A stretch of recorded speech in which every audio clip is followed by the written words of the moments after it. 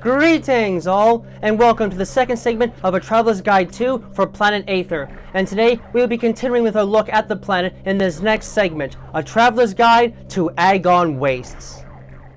Once known to Luminoth as Agon Plains, and home of the former child hero of Agon, Digestive, who was lost in a battle in Dark Aether, this land has been scorched by the effects of an impacting Leviathan, turning it into an arid desert where only the hardiest of life forms have a chance of surviving. In its present state, the platforms and structures built by the Luminoth blend in with the ravaged wildlife, and the area overhaul is an inhospitable one where few non-predators can actually eke out a living. Even so, the Agon Temple stood proudly at the center of this land, and while the Agon Temple and its guardian Aisha, and most likely her predecessor Katish, may have fallen against the Ying, his haunting words were enough to move the hunter forward in her mission to find the source of the darkness and destroy the Ying before they did any more damage.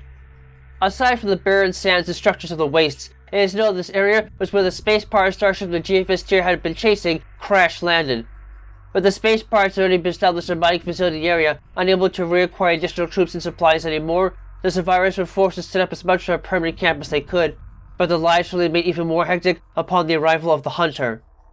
Though the discovery of Phanes on a Dark Aether gave them an incentive to set up a base in land and try to milk it for all that they could, it also made them a target for both the denizens of Dark Aether and Dark Samus, leaving them in a bind that the hunter was able to take advantage of to steal the most valuable weapon system, the Dark Beam, which was technically not theirs anyways, originally being crafted by the Luminoth.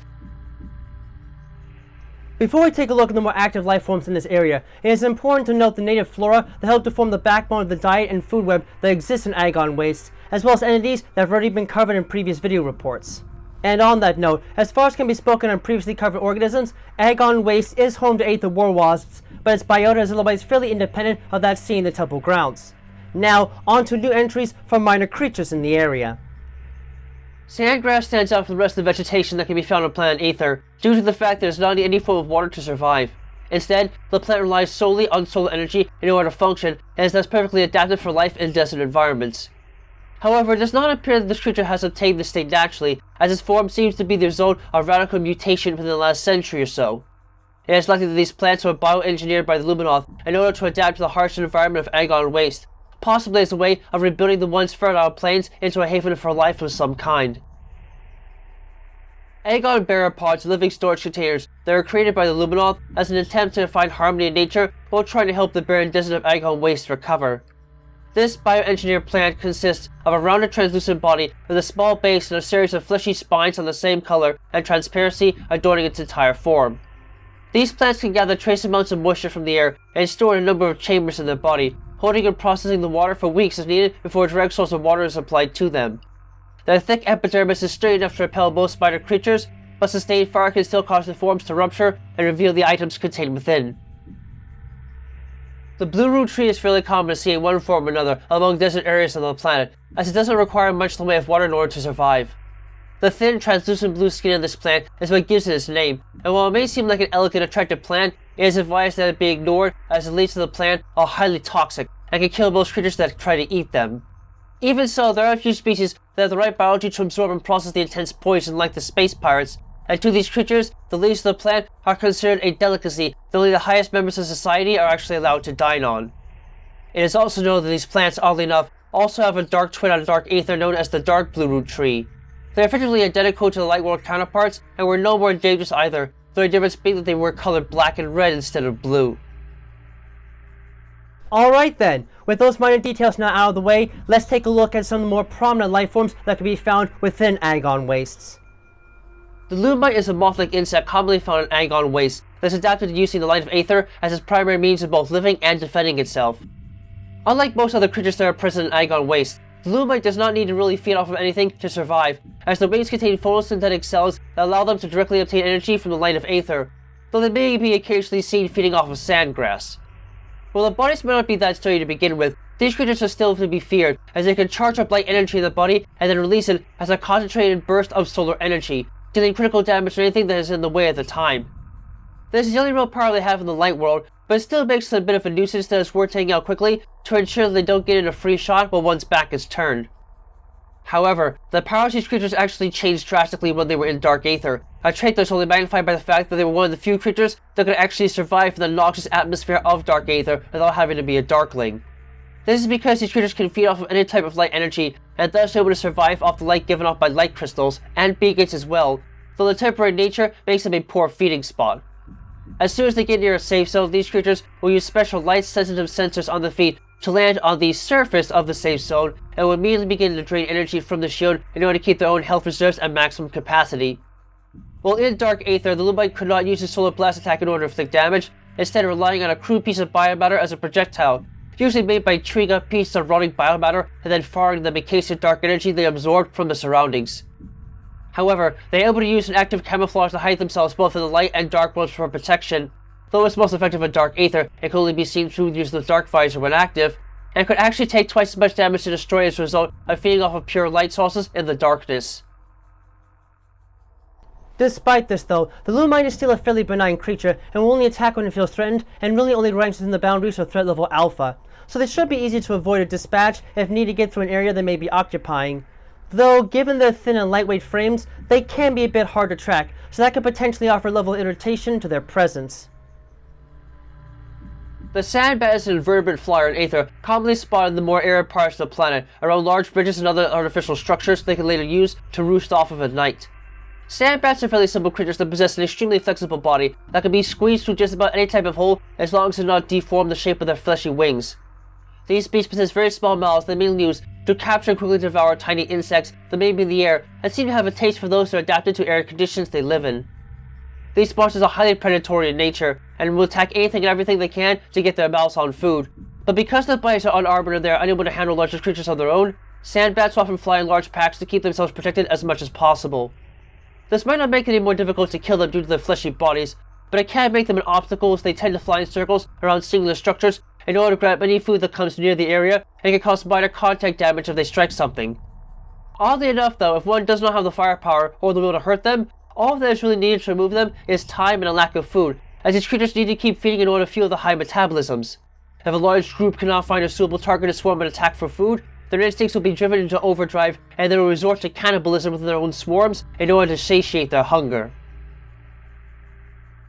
As such, they don't pose a major threat to explorers and can mostly be ignored if they don't try and block your pathway. You might as well be doing a bit of sightseeing and would love to just watch them fly around, and thus belong in threat level Alpha.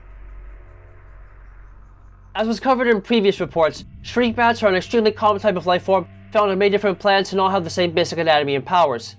These mammals, often appearing more insect-like in many cases, are very similar in behavior to earth bats, and generally spend much of their lives roosting in caverns where they feed on insects, reptiles, and even small mammals for sustenance.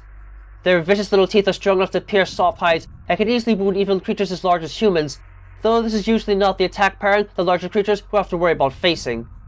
While they come in many varieties, these creatures are all alike in that they possess extremely high body temperatures, peaking at around 121 degrees Celsius. The exact reasoning for possessing such high body temperatures is still uncertain, but because of this, these creatures need to rest and hang from cold ceiling caverns in order to keep their bodies as cool as possible. While they may behave very similarly to screes in that they are very aggressive and territorial and will swoop down on anything that dares to get near them, the results are dramatically different. When shriek bats feel that they are in danger, they will drop down from the roosting spot and quickly rush towards the victim in full force. Upon hitting them, the hypothalamus goes out of control and instantly elevates their body temperature so fiercely that it tips them over the edge and causes them to explode in a massive thermal discharge. This explosion is usually enough to damage most creatures and even kill smaller ones, but the shriek bats pay the ultimate price in dying for the cause. Even so, this defensive behavior has helped these creatures to become some of the most common beasts on the planets they occupy, and are in turn something to look out for, though they are easy to eliminate, as a single shot is usually enough to trigger the ignition automatically and cause them to self-destruct. What does all this mean for the average explorer then, you may ask? Simple. Keep a close eye out for them, and either get the heck out of the way when they try to dive bomb you, or blast them apart from a distance. Regardless, there shouldn't be too much of a serious risk if you have decent bodily protection given their frail forms and the tendency to commit the die action with their only primary attack, and can easily get away with an assignment to threat level Alpha. The Sand Digger is a powerful worm that can more than make people's heads turn when they realize just how many targets you actually have to worry about when confronted by one of these monsters. The Sand Digger gets its name from its habit of living underground most of the time and being an exceptional digger, able to penetrate the sandy material that always dominates Agon Wastes, though the dark blue bodies don't blend in all that well. While some worms on Earth have the ability to regenerate lost body parts and may accidentally grow two heads, This type of biologic irregularity is the hallmark of this species, as they are always born possessing two heads.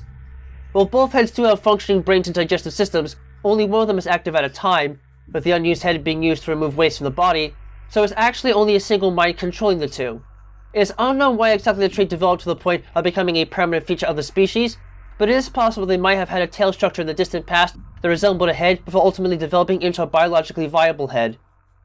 Regardless, the sand digger is a fairly potent predator that can use its large mandibles to slice apart its soft prey and even cut bone in some cases, though it is not strong enough to actually crush anything that's sturdy. In order to make the meals easier to handle and kill, the sand digger will spit globs of acid at its target as 3 wide-range projectiles. These attacks are relatively weak when used against armored creatures, but they can nonetheless work efficiently enough to provide the sand digger all the soft-bodied prey it needs to survive. The body of the sand digger is well armored and very difficult to attack with conventional weaponry, but it does have a weakness in its eyes, of which only has a single one for each head. Excessive damage to one eye can cause it to burst, effectively rendering the head completely useless.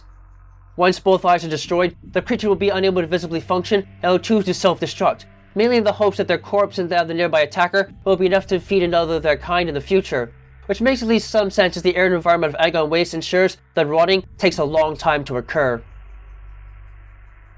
Sand diggers might not be very common to come across, or even that dangerous with the right weapons, but they are nonetheless fascinating creatures that clearly demonstrate the strange effects that the devastation of Aether has had on its native populace, and thus belongs to threat level Beta.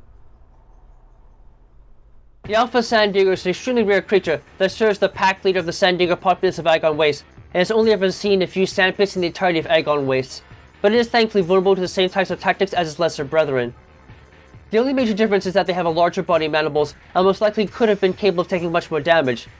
The only known alpha sand digger at the time of the hunter's arrival was killed when it was possessed by a warrior Ing, but it is noted that as the planet has started to recover from the war, another alpha sand digger has apparently been spotted, validating this particular type of sand digger is still around. Since there isn't a great deal of information available to help distinguish these creatures from normal sand diggers, they are also assigned to threat level Beta. While the hunter was expecting to find Alpha Sand Digger in the central area of the Agon Temple upon encountering the large creature there, it was quickly possessed by a warrior Ing that had stolen her morph ball bombs, creating the Bomb Guardian in the process.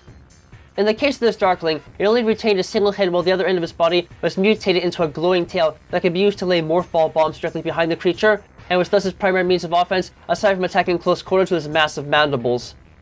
The monster was capable of either laying bombs directly behind it in a line as it slid around, or could raise its head up and spray a deluge of morph ball bombs in a spread in front of it, increasing the chances of bombs striking targets during a fight. While the head of this creature was rendered invulnerable in most cases, the hunter was able to coax it into opening its mouth by sufficiently damaging its vulnerable tail. Doing so would cause it to raise its head up and glow as it was preparing to lay a rain of morph ball bombs on the battlefield, rendering its head vulnerable to a direct attack. After repeating the cycle a few times, the hunter was able to inflict critical damage against the Bomb Guardian and rendered it unable to continue fighting, dying shortly afterwards and leaving behind her morph ball bombs to collect once more. While this beast did prove to be a challenge to deal with compared to normal sand diggers, its similar level of aggression and obvious weak points made it fairly easy to deal with otherwise, and thus still retains a position within threat level Beta. The Brisky is a hardy insect capable of surviving just about any type of natural environment, regardless of its moisture content or local biota. The Brisky is a fairly small creature that is generally seen as simple in structure to most, as they mainly eat smaller insects and crustaceans and possess a pair of powerful pinchers that are perfectly adapted for this job. However, their body strength pales in comparison to some of the other predators and the lands they occupy, forcing them to play a more defensive game in order to survive. For one thing, the bodies of these creatures are anatomically distorted, with the vast majority of the organs being crammed into the central body cavity, while their tail, which takes up more than half their total body length, is mostly empty, with few tissue but a rigid interior and rigid exoskeleton. The tail of the creature possesses several sharp ridges on the outside that are designed to deter predators from swallowing them, as these structures are not easily broken down and can cause lacerations if the Brisky is not thoroughly crushed before being eaten. Moreover, the creature possesses a venomous stinger on the end of its body that can be used to inject a minor neurotoxin into an attacking predator. This poison is not strong enough to actually kill the attacker, but it can eat through metal and has a corrosive effect that can cause tissue necrosis and partial paralysis if not treated for immediately. The Brisky prefers to keep both these tools as a last resort method of defense, however, as they have one other feature that generally makes them a bit of a pain to destroy: their shells. Using their body heat as a catalyst, the Brisky radiate vast amounts of energy from its tail region and stick it into the ground in order to generate a fused shell of sand in their bodies that keeps their stinger and vital organs protected by a thick layer of glass. It's still uncertain just how the Brisky is able to generate so much body heat without killing itself, but it serves as a powerful defensive shield regardless, and makes it almost impossible to hurt the Brisky with basic beam weapons. Because the shell is made of glass, however, the shell can be shattered completely with a missile, revealing the entirety of the weak body. This is the only method that really works for actually killing these creatures, and should thus be utilized extensively, but in most cases, probably best to just leave these creatures alone, as they're benign 2-inch larger organisms and will only hurt those who dare to step in front of them as they go walking along in the search for prey, comfortably slotting them into threat level alpha.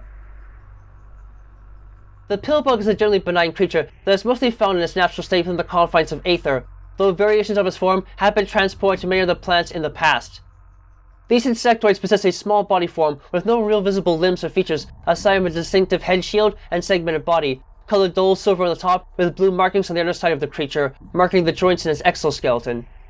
These creatures prefer to dwell in dark caverns as it makes them less vulnerable to predators, which makes sense as they lack any sort of eye system to see where they or any predator that may be coming towards them, but they can effectively survive in any reasonable environment they are placed within. They navigate the tunnels that they build using a series of sensitive extrasensory antennae on the edges of the segmented body, and use them to detect slight differences in textures so they can easily find moss and fungus to feed on, which are the sole sources of food they are equipped to eat for nutrition. Despite lacking anything in the way of eyes, these creatures can move deceptively fast, and will often roll their bodies up to only move even faster, and sometimes grip the surface of an object so tightly that they will move up around platforms, but as a defensive move, as they can easily ram into other small creatures from within the state while suffering little in the way of recoil damage.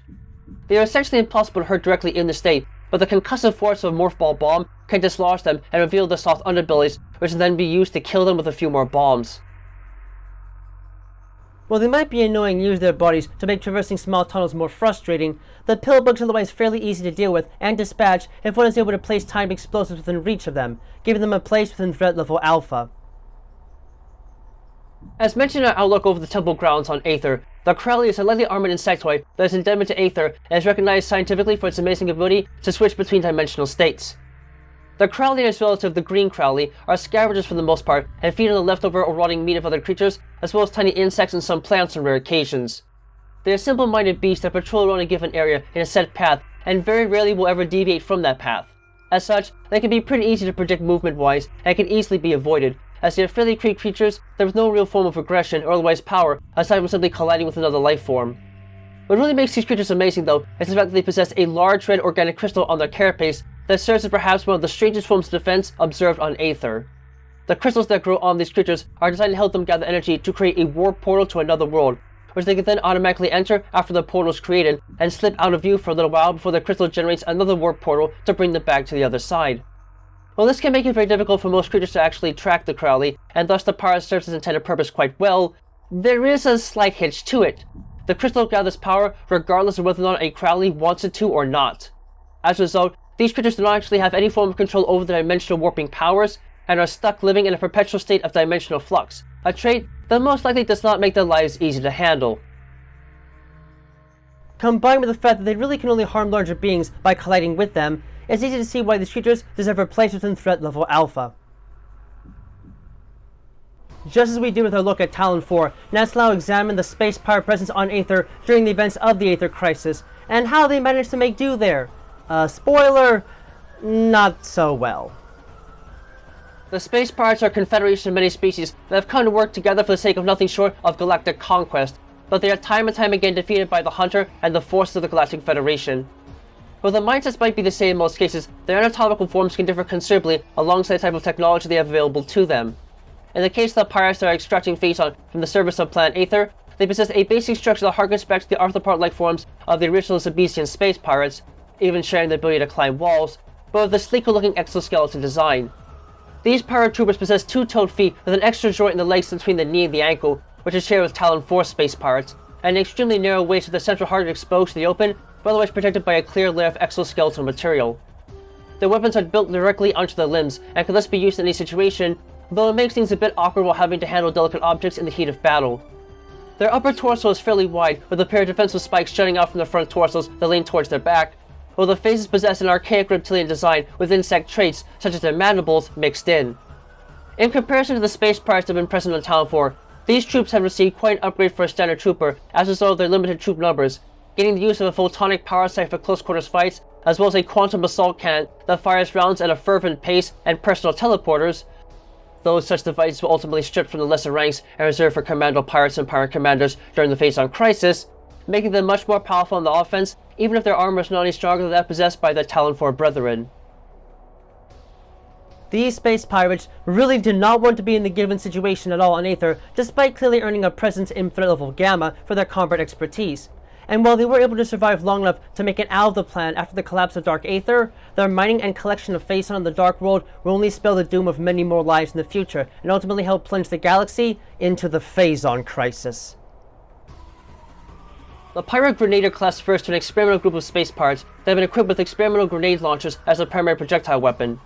This experimental weapon has the benefit of being able to launch powerful energy grenades at a target instead of standard gunfire, but this has both its promises and defects. On the one hand, the projectiles are extremely powerful and can deal hefty damage to anything they struck, with a fairly noticeable blast radius as well. However, in order to use the device, a pirate trooper needed to have a free hand, and thus they had to give up the use of their quantum assault cannons to attack, which is their problem as they cannot fire the weapon in close quarters without the fear of getting caught in its blast radius. These leaves them with little more than physical assaults to work with in close quarters, making them extremely easy to pick off with decent firepower, and really only fitting of a place in threat level beta. Hey, look at me, okay? It's not my fault, it was a dud. Maybe you should have done more field testing before you sent any actual troops out there with that damn thing. Dark pirate troopers were the result of the Ing possessing the bodies of pirate troopers in order to turn them into darklings. Warrior Ring are usually the culprit for these creatures, as the dark purple bodies and large back spines demonstrate, and they were the driving force behind the Ing's search for gadgetry during the Hunter's stint on planet Aether.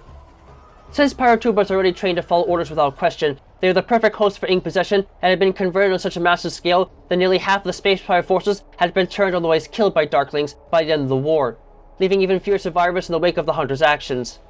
Thanks to the space pirates though, the Ing grew to like the taste of their unique weaponry and similar devices. Though they were able to control the machines built by the Luminoth in the Sanctuary Fortress, it was only with the arrival of the space pirates they grew to love artificial weapons, and in turn pursued the space pirates in all forms to expand the size of the Ing horde as much as possible.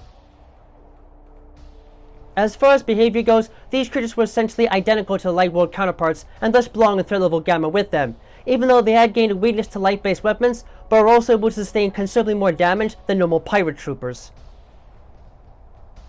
The Pirate Aero Troopers are an advanced model of what was once called the Flying Pirate, and while the transportation systems may seem crude in comparison to their predecessors, they are still more than capable of making life hell for any ground foes in their sight.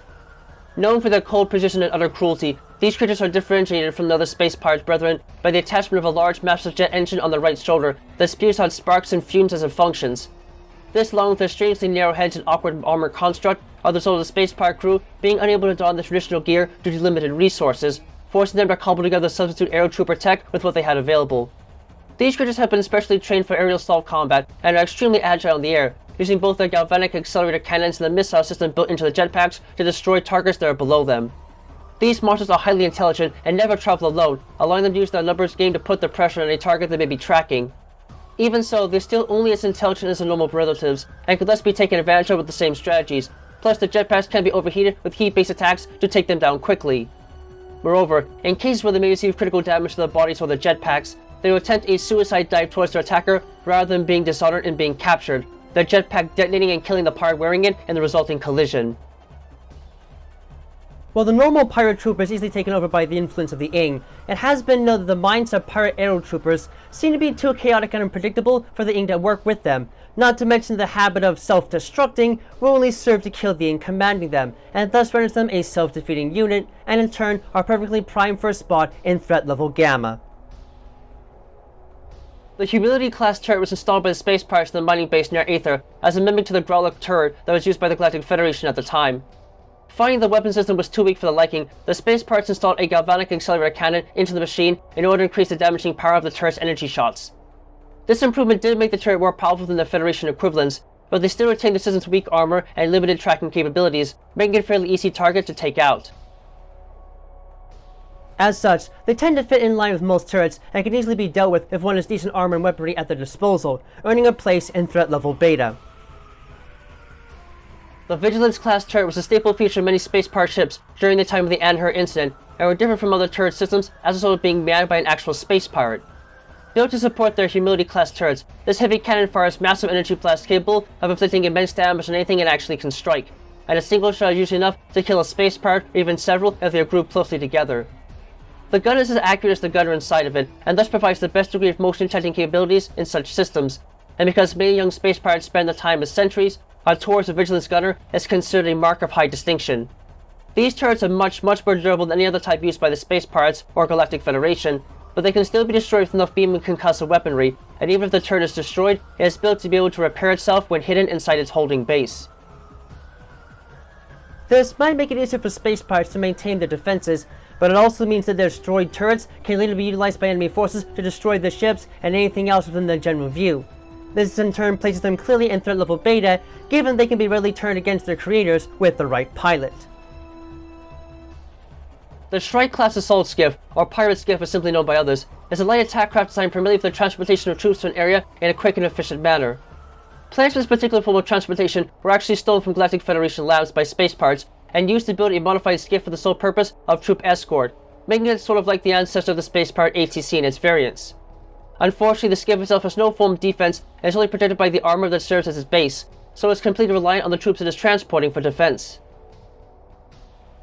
As such, it can easily be placed within threat level alpha and should not be considered a true threat on its own, provided that it doesn't malfunction from tampering and crashes into the ground or somewhere else inconvenient.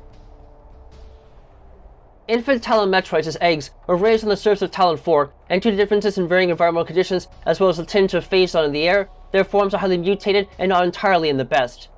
These infants possess only a single purple nucleus, a blue body, and 4 tiny little appendages that cannot be used to really latch onto anything. These creatures are only capable of attacking with a simple ram and are much weaker than their adult form, only taking a single charged shot from a Choso-based weapon to destroy them. However, they were never intended to be soldiers by the space pirates, so this seems to suit them just fine. Instead, these little creatures are used as organic batteries, stored in large metroid cocoons in vast numbers, and repeatedly drained for energy in place of non-biological forms of energy. They are very easy to create and thus fit their intended purpose quite well, but they in the more mature life stages will undergo cellular destabilization if the energy is repeatedly drained and the infants produce little energy on their own, so they are not the perfect vessels for such a task.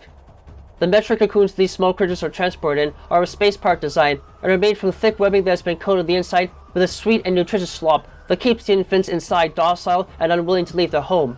The only exception comes when they detect phazon in an area, at which point they will exit the cocoon. The structures themselves are not armored or have any sort of shielding, but they're nonetheless quite sturdy and can support several infants for many cycles without having to be replaced. Despite the potential for havoc that they can actually cause to adults, these little buggers are extremely weak and easy to deal with, even with their protective cocoons, and thus earn a place within threat level alpha, so long as they are kept far away from any mutagenic sources.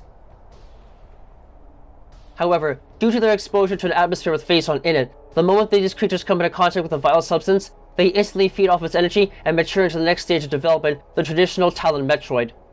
Unlike those native SR-388, these creatures are much smaller than normal brethren and are more vulnerable to direct fire. In fact, just about any form of weaponry is actually able to damage them, though they are still capable of taking a decent amount of punishment.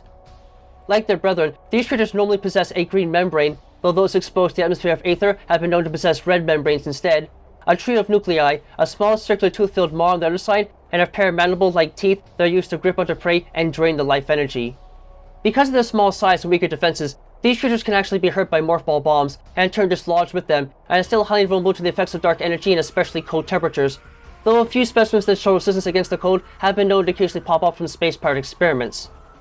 It is further interesting to note that these creatures, if attacked harshly, can temporarily adjust their body mass and use it to recover their energy, shrinking and then growing in size while sparkling with pure life energy. They are completely invulnerable to attack during this transition, but they can easily be killed afterwards, as the bodies begin to break down almost immediately upon harvesting their own biomatter to heal themselves. Talon Metroids are more docile than their native relatives, but is still a serious threat, as the voracious hunger makes them almost impossible to contain and control without extreme cold on one side, traits to make it easy to assign them to threat level Gamma, only slightly downgraded from native Metroids for the decreased relative durability. And now, we get to the real star of the show in this part of the video, and looking at the legendary monster known as Dark Samus, the reborn form of Metroid Prime. In her original state, Dark Samus' body resembled that of the Choso various suit, albeit with a dark blue-grey body tone that matched perfectly with the color of blue phazon, complete with large shoulder modules, though in her case they were not filled with machinery, or instead full of holes where nodules of phazon energy could be seen radiating just below the surface. Unlike the hunter, the suit this monster wore was not a suit at all, but her very skin, her biological body literally being the suit itself with only rudimentary organs and bones attached on the inside in an unfinished state. Her boots had been converted into feet with tiny claws, her arm cannon was permanently fused to her body, her visor had a triangular faceplate on it, and her body was overall slightly deformed and incomplete. Because the fragment of the hunter's DNA was incomplete, the creature was unable to form as a perfect copy, and instead demonstrated powers and abilities that were incorrect and heavily modified by the power of phazon. Her mind was on a single track most of the time, with her only main goal being the consumption of more phazon. It is thought that she undertook this singular goal to help to stabilize her form in the context of phazon's highly unstable nature, and as she did so, her powers grew exponentially. Even with this though, the incomplete nature of the monster shined through, as her mind was twisted and warped, and her movements were likewise unpredictable and extremely chaotic. She would even laugh maniacally on occasion for no reason at all, striking fear into the hearts of all that dared to get between her and phazon.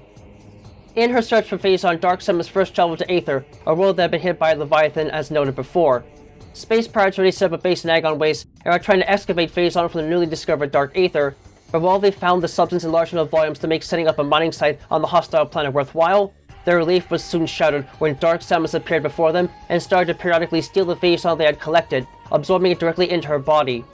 The space pirates mistook her for the hunter and are quickly confused by her behavior, as she no longer seemed to care about their presence and only sought the phazon they had collected, completely ignoring any and all life forms that did not get in her way. The space pirates figured that the suit she was wearing needed phazon in order to be properly powered, and while they were wrong about being the actual bounty hunter they feared, they were otherwise right in all their assumptions, as the phazon helped to stabilize the delicate monster and strengthen its capacity to take and deal damage. In addition, the space pirates know that Dark Samus showed interest in the Metroids they had in captivity, and released some of them on occasion. While this behavior baffled the space pirates at the time, it is known now that it's likely part of a biologically triggered sense of compassion for their plight, as Dark Samus was technically a Metroid genetically. The Dark Hunter, as they had taken to calling her at that time, was already a being of the highest possible security threat and was nigh indestructible. The space pirates thought they were doomed, but they found themselves in a bit of an awkward dilemma when the Hunter came to find the crashed GFS tier. Dark Samus confronted the Hunter shortly after arriving on the planet and entered a portal to the Dark World in order to lure her in, which she fought without knowing what she was up against. As the Hunter entered Dark Aether, she quickly found herself surrounded by Warrior Ing, with Dark Samus merely looking on. As the Hunter was about to fire at the Fiend, the creature fired a blast of phazon energy at the light crystal that was keeping the Hunter safe from harm, destroying it completely. As the safe zone of the crystal faded away, she was exposed to the toxic environment of Dark Aether and was about to become dinner for the hungry Ing. Thinking quickly, she leaped into the portal back to the light world, but in the process, she was forced to leave her upgrades and other powers in Dark Aether as a distraction, rendering her unable to use most of the abilities she had recovered on Talon 4. These powers would be later absorbed by some of the Ing in order to make them much more powerful than normal, and the Hunter was forced to reverse the planet and battle against these fiends in order to retrieve her stolen equipment. The interaction between her and Dark Samus was observed by the space pirates from afar, and they saw it as a prime opportunity to put themselves in an advantageous position for once on Aether. They hypothesized that they might be able to work with the Dark Entity for a price, namely all the phazon they could find for the head of a common foe. This dream would not be implemented on the planet Aether, but it would eventually become the solidifying relationship between them and the Dark Monster upon the fall of the planet's Dark Twin. It would not be until after infiltrating the space pirate base that the Hunter would once again come face to face with a malevolent deity, catching her just as she was finishing up the absorption of a massive crystal of pure phazon from a Kelium energy reactor. Their eyes locked onto each other, and it was clear that the Hunter was not about to let the monster go quietly, as the grim copy attacked first to initiate their very first battle against each other. In this state of development, Dark Samus demonstrated more advanced jumping and movement capabilities than a real counterpart, usually hovering off the ground when not actively fighting. Dark Samus possessed the ability to fire missiles from an arm cannon, as well as a scattershot variant of the Counter's power beam that utilized phazon energy to deal damage rather than just basic light. In addition, the creature possessed the ability to instantly conjure up phazon energy shields around herself, not only to deal damage to the Hunter through direct contact, but to reflect missiles and beam shots aimed at her as well, though she could still be hit immediately after the shield was dropped and would recoil in pain from such an impact. After attacking the Hunter for a while, Dark Samus eventually started to absorb massive amounts of phazon energy from around her to enter a prototype variation of what would later be called Hyper Mode. In this state, her attacks and weapons were much more powerful, and she gained the ability to use two new attacks when leaping into the air, either firing a charged super missile or releasing a devastating Shine Spark attack directly towards Samus. The monster managed to put up quite a fight, but the Hunter was eventually able to inflict massive damage against Dark Samus, and in her unstable state, she was unable to repair the damage that had been done to her, causing her to overload and explode in a violent shower of phazon, taking her out of the picture for at least a bit of time. While this may have only been the first combative appearance of this entity, the first of many of the Hunter's adventures, it was nonetheless a powerful example of the might of Phazon and the danger it once posed. So for this initial meeting, Dark Samus's first form earns a clear spot in threat level Gamma. Now that we've taken a thorough look at the light world part of Agon Wastes, it is now time to turn our attention to its former dark counterpart, Dark Agon Wastes. Dark Agon Wastes was the dark world equivalent of Agon Waste, and shared most of its features and structures, with few major differences aside from ingworms blocking off passages to some parts. The atmosphere of this area was probably the least dangerous of all, as the Luminoth were able to scatter many light crystals and beacons across the arid landscape, making it possible for someone to navigate most parts of it even without protection against the toxic air.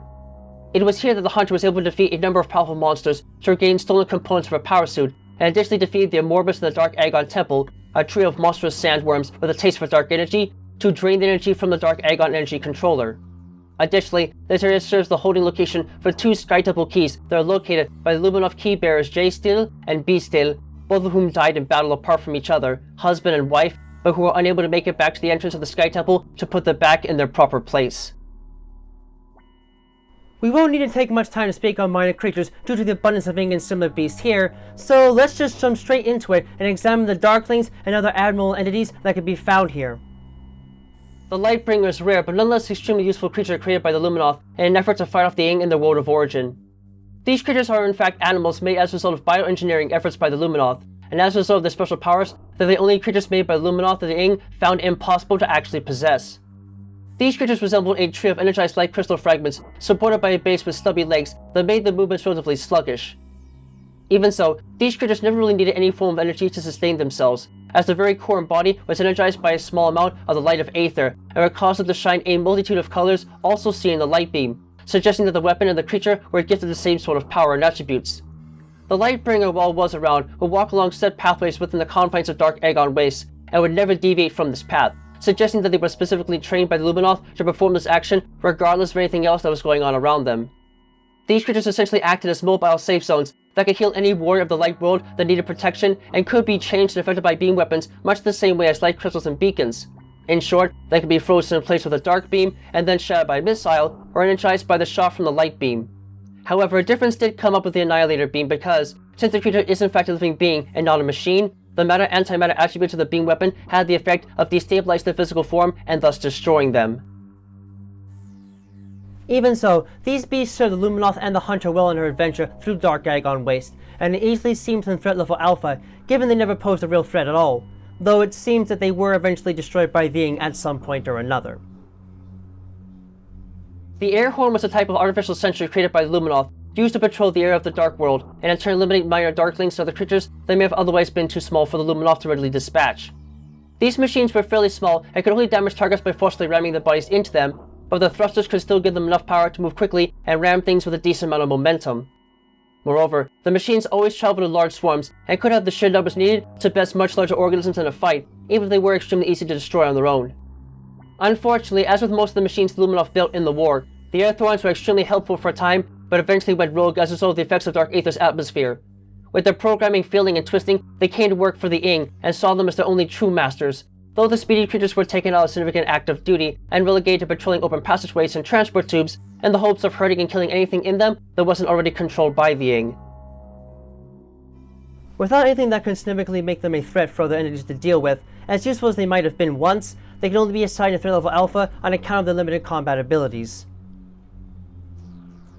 The Preed and all creatures that are related to it are highly abnormal beasts that push the definition of what can really be considered natural life.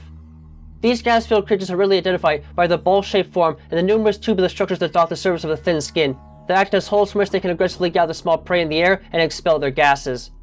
They are very simple-minded and usually mind their own business, as they have no way to directly harm larger creatures, and thus prefer to simply fly and set patterns around areas where the air is rich with microorganisms that can be sucked in and then vaporized so their internal skin can absorb them for nutrients. Since they have fairly thin skin, these creatures have come to rely on the noxious gas used to levitate in the air as their primary means of offense. If this skin is ruptured, the beasts will die, but in doing so they also trigger a chemical reaction with their internal gases that will ignite them, creating a small explosion and blasting their prey with a powerful toxic gas that can incapacitate if not kill the attacker in the process. Dark Preeds are the result of Preeds being stolen from space pirate bases and possessed by an Ing in order to form a Darkling. Aside from enhancing the shared durability of their skin, These creatures possess no hiding gas that has been rendered even more toxic than normal as a result of the infusion of dark energy. These monsters were often used by the Ing for aerial hunting missions, using their small body size to squeeze into areas that might otherwise be inaccessible, much as how the space pirates intended them to be used, but they are now thankfully extinct as a result of the collapse of dark Aether. Still, much like their brethren, the dangerous gas that they contain more than makes them a noble threat if they are destroyed too close to their attacker, placing them readily within threat level beta. While Metroids do not have any natural predators, explaining why they would destroy most of the native life on SR-388, they have been known to fall victim to the mind-warping powers of others, in particular referencing the existence of creatures called Dark Talon Metroids.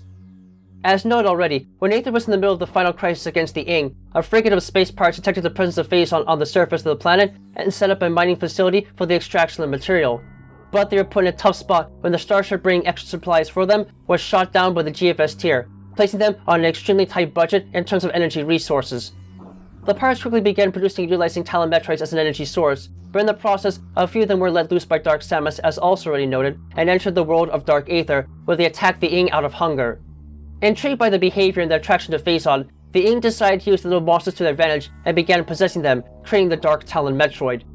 These abominations had membranes that effectively solidified into a dark purple and black carapace with a rough surface, superficial dermal striations, a number of luminescent orange eye spots, most of which were often closed, giving them a sickly appearance, and an additional pair of teeth that lined the mouth area in a circle.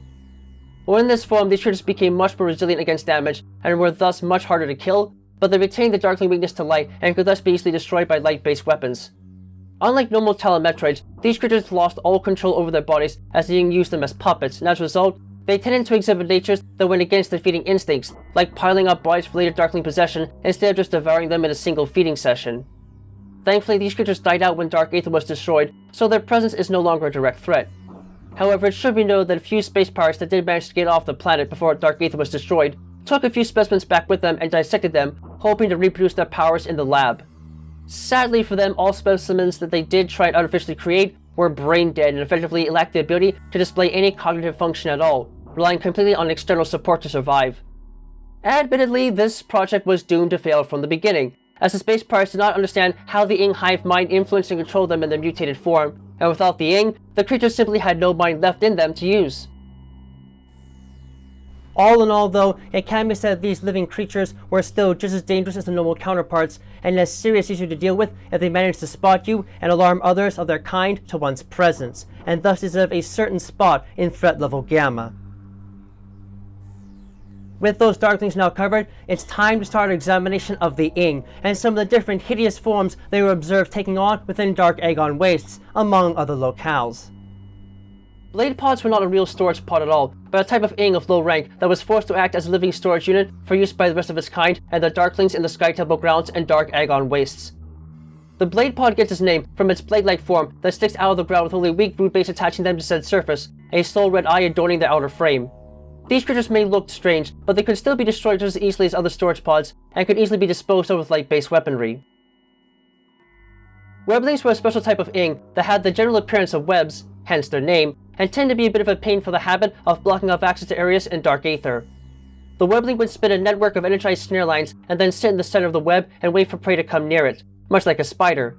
Once the prey had been snagged, the webling would irradiate vast amounts of dark energy through its body to kill the prey before slowly absorbing them into their frame. Weblings were incredibly durable as a result of their body form and physical properties, but they absolutely abhorred the light and could thus be destroyed with a single shot from a weapon like the light beam.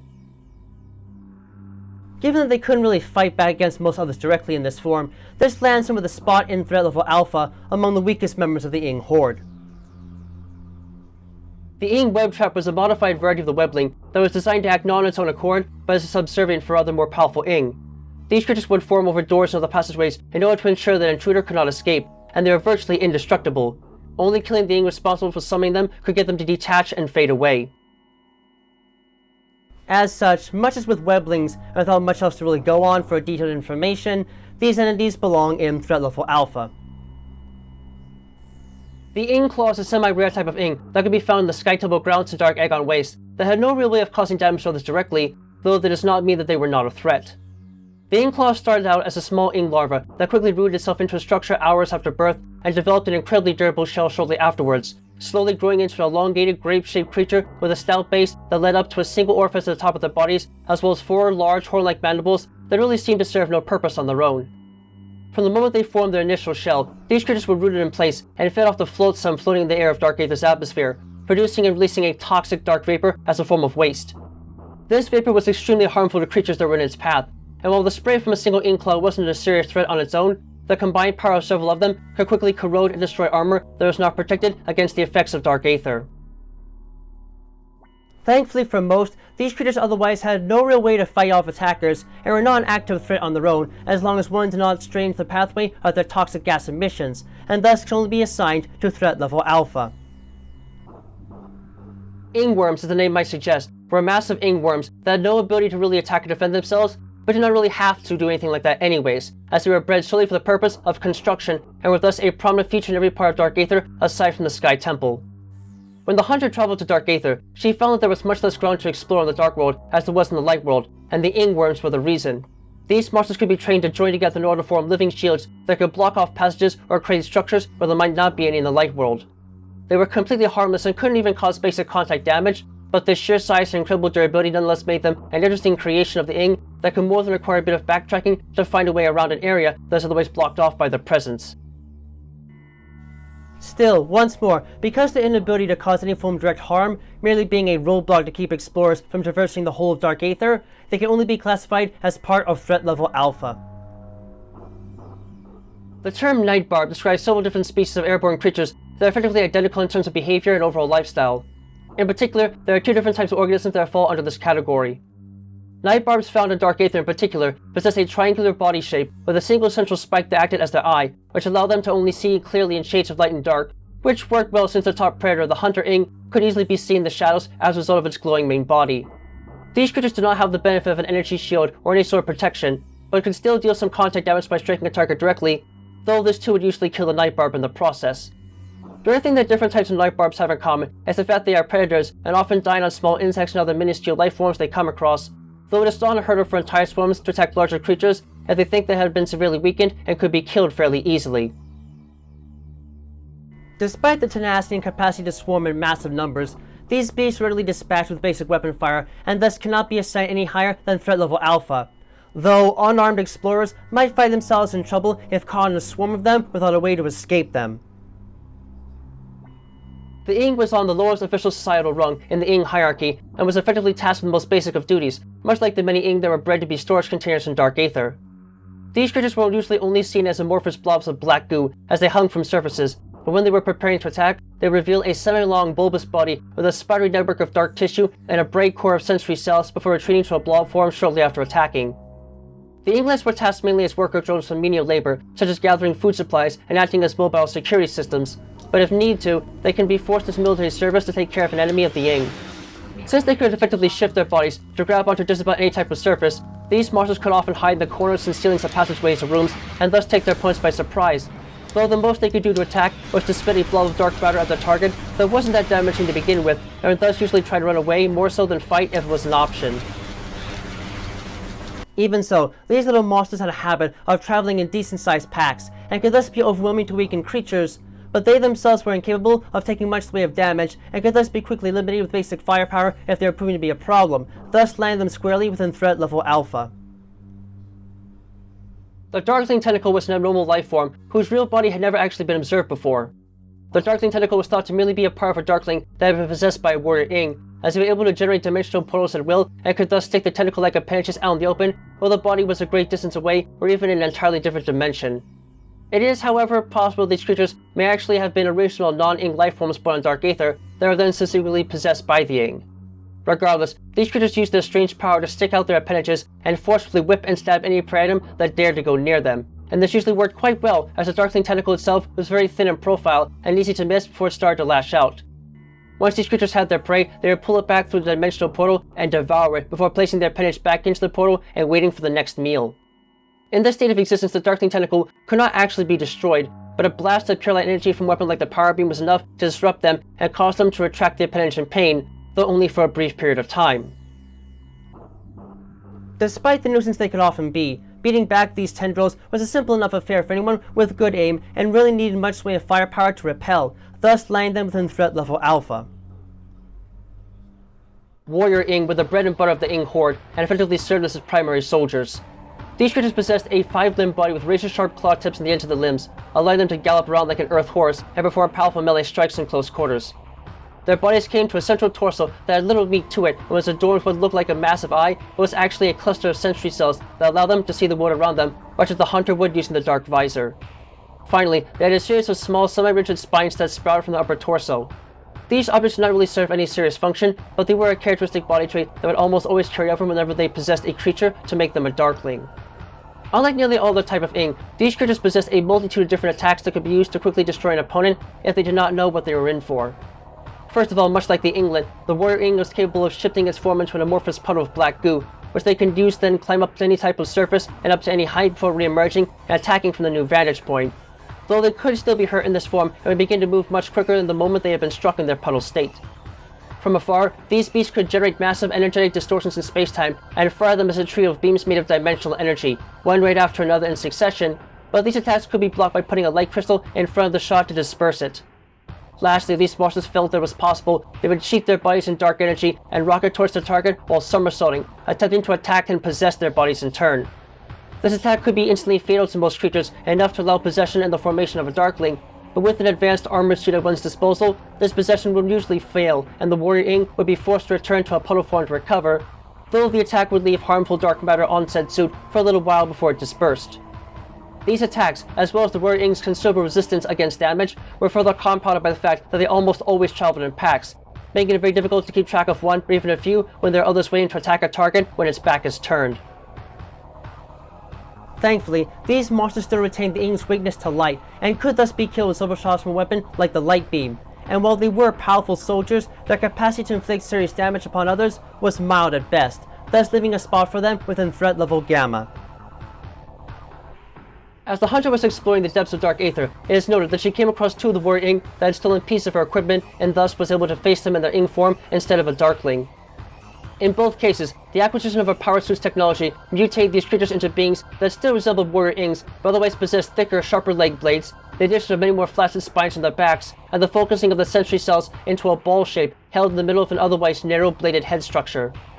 The first of these creatures the hunter had to face was the monster called the Jump Guardian, which had stolen her space jump boots. Aside from the normal attacks expected to be observed in a Warrior Ing, this monster had the ability to sheath itself in a shield of dark energy to protect against damage, though only for short periods of time, and could leap to incredible heights. Moreover, if the beast landed hard on the ground after a large jump, the energy shield it was wielding would be discharged into the ground as a slow-moving shockwave that can deal deceptive amounts of damage. The monster itself was certainly more durable than a normal Warrior Ing, but was otherwise not that hard to handle, though its movements did start to become erratic and frenzied in its attack patterns as it got low on energy, making it hard to hit with its shield constantly up. Eventually though, the hunter was able to defeat the monster and gain back access to her space jump boots in the process. The Jump Guardian might have had some advanced power to it that could make it trickier to handle than just a normal Warrior Ing, but as a whole its overall aggression levels and attack patterns weren't that much harder to deal with, landing in a spot within threat level Gamma. And finally, we have the major guardian of Dark Agon Wastes. The Amorbus were a trio of monstrous worm creatures that had been relocated by the Ing to occupy the Dark Agon Temple in order to protect the energy control of Dark Agon Wastes from the intrusion of outside forces. The Amorbite themselves were the picture of a classic sandworm, with a pale white segmented body and a head possessing a large earth-crushing mouth and a trio of eyes that could see at infrared light, perfect for digging and fighting targets from beneath the surface. These monsters were not technically Darklings, as they had not been possessed in any way by the Ing, but they could energize their bodies with dark energy in one of two ways that could make them a threat. The first manner in which was done by taking energy from the dark sphere beneath the ground and covering their bodies in a series of plates made from hardened dark energy that acted as body armor. This made it difficult for the hunter to deal any form of direct damage to these creatures, but chipping away at this armor was the only way to force them to enter an alternative state where they could be rendered vulnerable to attack. While this armor was in place, the Amorbus would dig through the standing ground beneath them and pop out periodically with such force they could actually propel their massive bodies into the air, flying in a bit of an arc before hitting the ground with their face again and burying back underground immediately. The ability these worms possessed to tunnel through dirt and solid rock was extraordinary, and it worked perfectly for them, as they could sense the vibrations of footsteps above ground and use the information to tackle their targets either from below or as they are coming down from a leap. However, while it is known these creatures could be damaged by any type of weapon and were otherwise incredibly resistant against pain, Once the armor had been removed, they took on a new form by attaching their bodies to the dark sphere in the center of their nesting grounds, using their prehensile tails and siphoning energy off of it, coating their entire bodies in thick dark armor that was completely impervious to all forms of attack. In this state, the Amorbus had the power to either fire globs of dark energy that could shut off light crystals for a time, or combine their energies into a massive orb of dark energy above their heads, creating a series of massive dark energy lasers that occurred either as a duo or a trio of beams depending upon how many Amorbi were attached to the sphere at one time. In this state, the only part of the bodies that were vulnerable to attack were their faceplates, which gave them a menacing appearance with a trio of large spikes of armor extending out like a great maw. Critical damage to this faceplate would cause it to shatter, made especially easy with a light beam, and would provoke the creatures to try and suck in air and sand from the ground in order to regenerate the glass-like shield. If the hunter was able to enter the morph ball form roll into the mouths, she could lay a morph ball bomb in them to damage the sensitive insides and force the last one attached to the dark sphere at any time to grab it and slam it violently on the ground, damaging it. As the hunter continued this pattern, 2 and then eventually 3 of these titans were put up against her, but eventually she managed to beat them back down and eventually dealt enough damage to one of them to kill it, leaving the others to escape before likely dying at the end of Dark Aether. While the monstrous forms more than likely could have been a terrible threat to those that viewed them directly, the Amorbus demonstrated fairly repetitive attack patterns and didn't really have a way to keep their forms armored under the extreme pressure of strong firepower to the weakest points, in particular their insides. Nonetheless, they proved to be formidable foes to deal with outside of the otherwise critical weaknesses, and thus are classified here as rightfully belonging to threat level Gamma. While this land may have once been a thriving series of plains for agriculture and a wonderful resting spot for the Luminoth, in its current state, the harsh desert land and the stone hillocks and mountains that now dominate it can make it a bit of a harsh land for most to explore safely. Although it is true that a lot of the organisms that dwell within it are not totally benign, they can still be a notable nuisance to others and thus prove to be a problem for unprepared explorers to handle. With that said though, compared to many other locations on Aether that are still habitable, it is probably the easiest of them outside the Great Temple to explore safely, since, aggressive as they may be, many of the beasts that roam this land are relatively weak and easily eliminated if they ever prove to be an obstacle, minus any space pirates that may or may not be still wandering about.